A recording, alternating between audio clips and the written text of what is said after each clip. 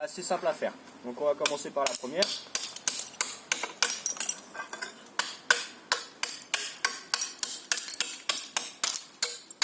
Hop, la deuxième.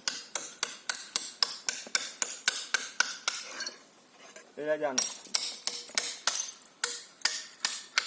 Bon, hop. Bon, elle est un petit peu petite, mais voilà. Là, notre ardoise, elle est terminée. Alors, pour faire le trou, on va se positionner sur le bas de l'enclume et avec la pointe du taillant, on va frapper. Alors là, si je la casse, vous rigolez pas, hein, vous êtes gentil. D'accord? Non, parce que moi, en général, je les casse. C'est pour ça, à l'atelier, ils m'ont mis à côté de la perceuse, comme ça, j'ai pas besoin de me lever toutes les 5 minutes. Voilà. Et voilà. Je vais les casser. Vous avez compris à peu près le principe, comment on fait pour faire le trou. Hein. Bon, moi, je suis vraiment mauvais pour faire le trou. En général, à chaque visite, je casse toutes mes ardoises. Mais c'est pas grave. Donc, alors, comme nos ardoises, on les taille toutes à la main, on va avoir une dimension à respecter pour le couvreur. Ça va être 20 cm minimum pour la longueur et 5 cm pour la largeur. De 20 cm jusqu'à 38 cm, ça restera la même catégorie d'ardoises. Nous, on les appelle les petites ardoises. Au-delà de 38 cm jusqu'à 50 voire 60 cm, ça sera des grandes ardoises. Mais ça change par rapport à la demande du client. Donc aussi, ce qui veut dire, quand le couvreur va venir nous chercher une palette d'ardoises, dans ces ardoises, il aura des tailles compris entre 20 et 38 cm. Et ça sera à lui de les trier avant de commencer son travail. Alors, maintenant pour l'ogive. En espérant que je ne la casse pas, on va prendre celle-là. Alors pour l'ogive, encore une fois, on regarde son sens. Et celle-ci, elle est un petit peu plus compliquée à faire. On va commencer par faire une ligne droite. Avant la fin de mon ardoise, je vais faire une courbe pour essayer de finir en pointe. Donc, on commence.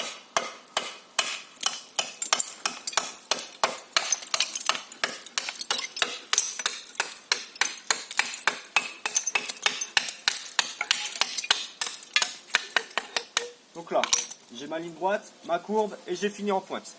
Une fois qu'on a obtenu ça, on va la prendre à l'envers et on va essayer de faire la même chose de l'autre côté. Donc on se repositionne sur l'enclume. Hop.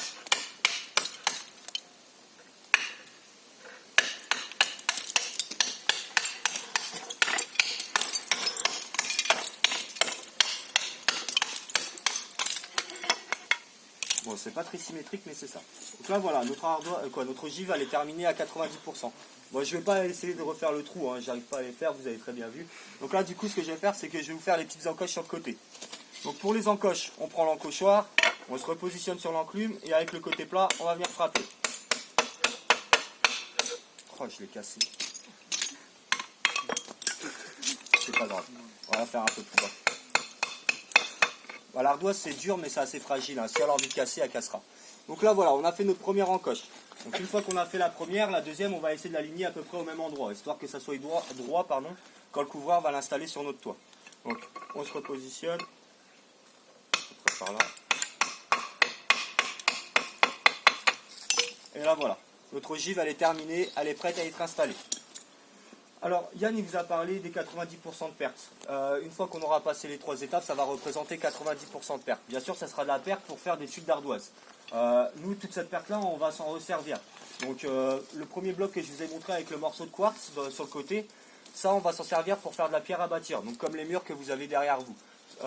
Après, le gros bloc qui était par terre un petit peu ondulé, ça va être des blocs de rangement. Donc, pour dans les jardins, retenir la terre ou ces genres de choses. Mais on va aussi faire des pas japonais, du dallage, et on va même jusqu'à récupérer les petits copeaux. En général, les gens, soit ils font une allée avec dans leur jardin, ou alors ils mettent ça au pied de leurs fleurs, et à ce qui paraît, ça fait bleuir les hortensias. Alors, ça, moi, j'en sais rien. Le jardinage, c'est pas trop mon truc, et pour être franc avec vous, donc j'ai jamais vraiment essayé. Mais il y a beaucoup de gens qui me disent que ça fonctionne. Voilà. Vous avez toujours pas de questions ?